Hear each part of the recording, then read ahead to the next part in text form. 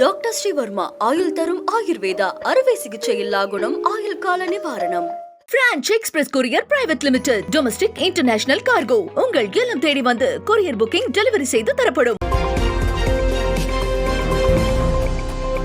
சமையல் எரிவாயு சிலிண்டர் விலையை இன்று முதல் மத்திய அரசு திடீரென 50 ரூபாய் உயர்த்தியிருக்கிறது.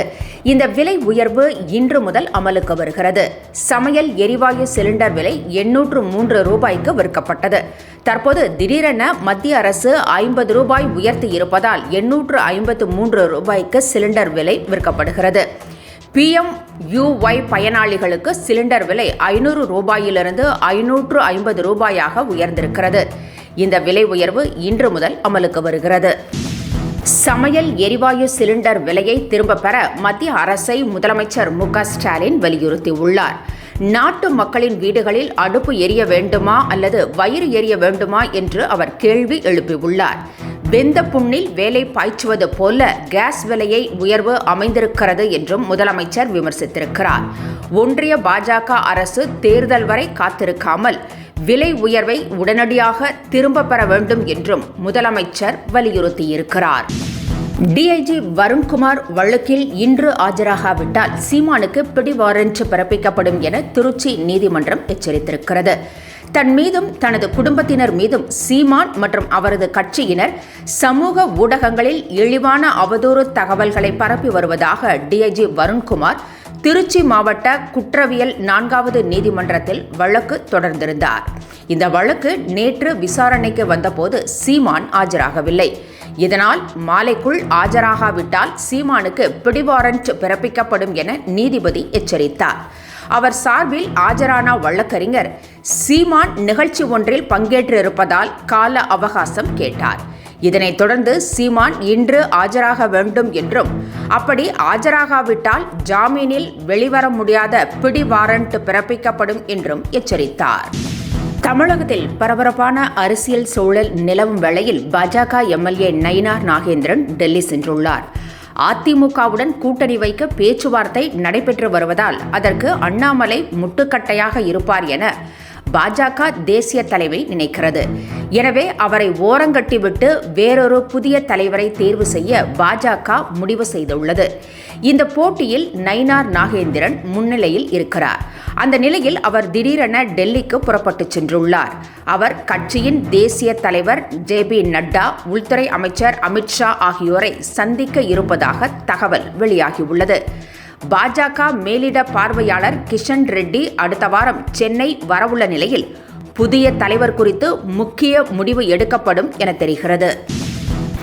தேர்தலில் மின்னணு வாக்குப்பதிவு இயந்திரங்களில் பதிவாகும் வாக்குகளுடன் VVPAT ஒப்புகைச் சீட்டை 100% எண்ண வேண்டும் என தேர்தல் ஆணையத்திற்கு உத்தரவிடக் கோரி தொடரப்பட்ட வழக்கை உச்சநீதிமன்றம் தள்ளுபடி செய்திருக்கிறது. இது தொடர்பாக டெல்லி உயர்நீதிமன்றம் ஏற்கனவே அளித்த தீர்ப்பை எதிர்த்து உச்சநீதிமன்றத்தில் மனு தாக்கல் செய்யப்பட்டது.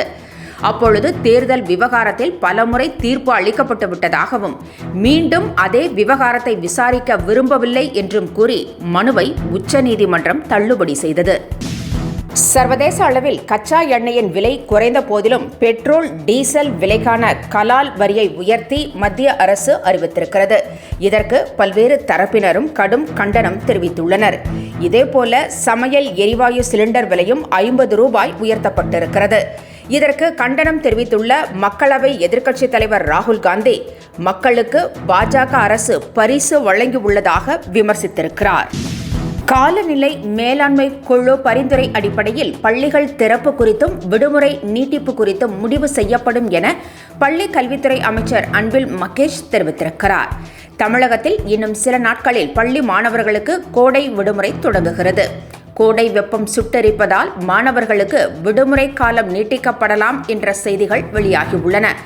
இது குறித்து விளக்கம் அளித்துள்ள அமைச்சர் அன்பில் மகேஷ், காலநிலை மேலாண்மை குழு பரிந்துரை அடிப்படையில் பள்ளி திறப்பு குறித்தும் விடுமுறை நீட்டிப்பு குறித்தும் முடிவு செய்யப்படும் என்று தெரிவித்திருக்கிறார்.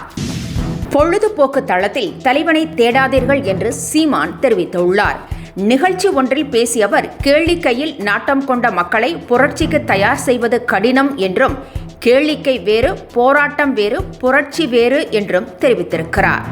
உன் மொழியை உணராதவன் உன் இறைவனாக இருக்க முடியாது என்றும் உன் வலியை உணராதவன் உனக்கு தலைவனாக இருக்க முடியாது என்றும் சீமான் தெரிவித்திருக்கிறார். இந்தியாவின் பிரதமராக அண்ணாமலை உருவெடுப்பார் என IJK நிறுவனர் பாரிவேந்தர் தெரிவித்திருக்கிறார். ஒரு தமிழன் இந்தியாவின் பிரதமராகுவது நீண்ட கால கனவு, இதன் மூலம் நிறைவேறும் என்றும் மோடி பிரதமர் என்பதை முதலில் சொன்னது தான் என்றும் பாரிவேந்தர் கூறினார். அண்ணாமலை ஒரு PM மெட்டீரியல் என்றும் நாட்டில் உள்ள இளைஞர்கள் பயனடைய வேண்டும் என்பதற்காக தான் சீமானையும் அண்ணாமலையையும் ஒரே மேடையில் ஏற்றியதாகவும் பாரிவேந்தர் தெரிவித்தார். இந்த வாரத்தில் ரேஷன் கடைகளுக்கு 3 நாட்கள் விடுமுறை அளிக்கப்படுகிறது. வருகிற 10ஆம் தேதி மகாவீர் ஜெயந்தி என்பதால் அன்றைய தினம் தமிழகம் முழுவதும் ரேஷன் கடைகளுக்கு விடுமுறை. இதேபோல வெள்ளிக்கிழமை, சனிக்கிழமை ஆகிய 2 நாட்களும் ரேஷன் கடைகளுக்கு விடுமுறை வழங்கப்படுகிறது. அமைச்சர் KN நேரு வீட்டில் அமலாக்கத்துறை நடத்திய 10 மணி நேர சோதனை நிறைவு பெற்றது. அமைச்சர் KN நேரு, அவரது மகன் மற்றும் சகோதரர் தொடர்புடைய இடங்களில் அமலாக்கத்துறை நேற்று அதிரடி சோதனை நடத்தியது. திருச்சி தில்லை நகரில் உள்ள நேரு வீட்டில் சோதனை நடைபெற்றது. இதனால் நேருவின் ஆதரவாளர்கள் குவிந்ததால் பரபரப்பு ஏற்பட்டது. இந்நிலையில் அமைச்சர் KN நேரு வீட்டில் நடத்தப்பட்ட 10 மணி நேர விசாரணை முடிவடைந்திருப்பதாகவும், ஆனாலும் அவரது மகன் மற்றும் சகோதரர் வீட்டில் தொடர்ந்து சோதனை நடைபெற்று வருவதாகவும் தகவல் வெளியாகியுள்ளது.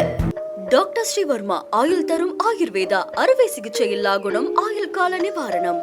Branch express courier private limited domestic international cargo உங்கள் இல்லம் தேடி வந்து கொரியர் புக்கிங் டெலிவரி செய்து தரப்படும். என்றும் உங்களுடன் மை இந்தியா. முக்கிய செய்திகளை உடனுக்குடன் தெரிந்து கொள்ள சப்ஸ்கிரைப் பண்ணுங்க, பெல் பட்டனை பிரஸ் பண்ணுங்க.